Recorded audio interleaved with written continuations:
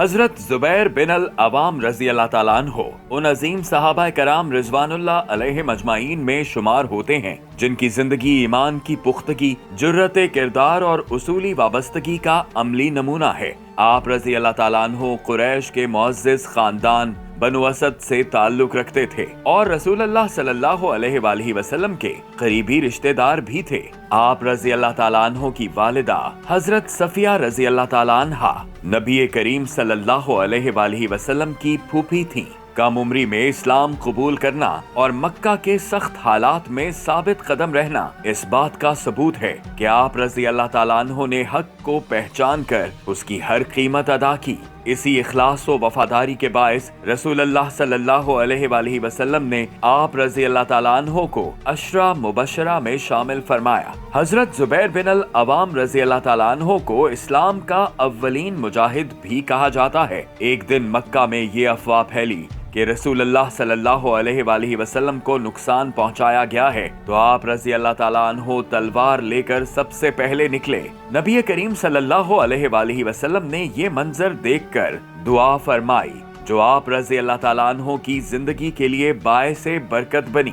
میدان بدر، احد، خندق اور دیگر غزوات میں آپ رضی اللہ تعالیٰ عنہ کی شجاعت نمایاں رہی۔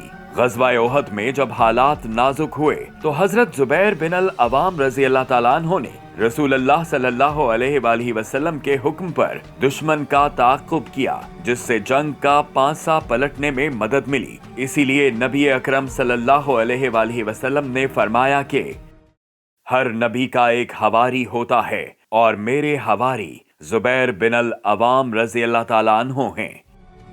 بقول اقبال، یقین محکم عمل پہ ہم، محبت فاتح عالم، جہاد زندگانی میں یہ ہیں مردوں کی شمشیریں۔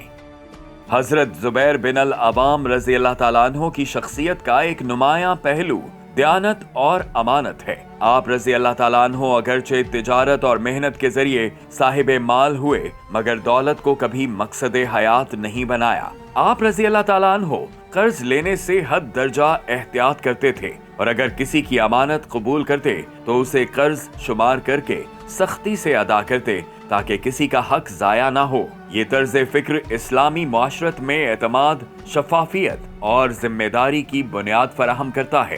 سیاسی و اجتماعی معاملات میں حضرت زبیر بن العوام رضی اللہ تعالیٰ عنہ اصولوں کے پابند تھے۔ وہ شورا، عدل اور حق گوئی کو ذاتی مفاد پر ترجیح دیتے تھے۔ ان کا کردار ہمیں یہ سکھاتا ہے کہ قیادت طاقت سے نہیں بلکہ کردار، تقوی اور جواب دہی سے مضبوط ہوتی ہے۔ آج امت مسلمہ ایک ایسے دور سے گزر رہی ہے جہاں فکر کی وحدت بکھر چکی ہے، اخلاقی اقدار کمزور پڑ گئی ہیں اور قیادت اعتماد سے محروم نظر آتی ہے۔ حضرت زبیر بن العوام رضی اللہ تعالیٰ عنہ کی سیرت ہمیں یاد دلاتی ہے کہ ایمان کے ساتھ شجاعت، دیانت کے ساتھ قیادت اور اختلاف کے ساتھ اصولی موقف ہی امت کو سنوار سکتا ہے۔ یہی اوصاف ہمیں اس نتیجے تک پہنچاتے ہیں کہ مسلمانوں کی عزت، وحدت اور عدل کا قیام اسی نظام میں ممکن ہے جو خلافت راشدہ کی صورت میں عملی طور پر نافذ تھا۔ چنانچہ حضرت زبیر بن العوام رضی اللہ تعالیٰ عنہ کی حیات طیبہ کا پیغام بھی یہی ہے کہ امت کی حقیقی بحالی اور استحکام کا راستہ احیاء خلافت سے ہو کر گزرتا ہے۔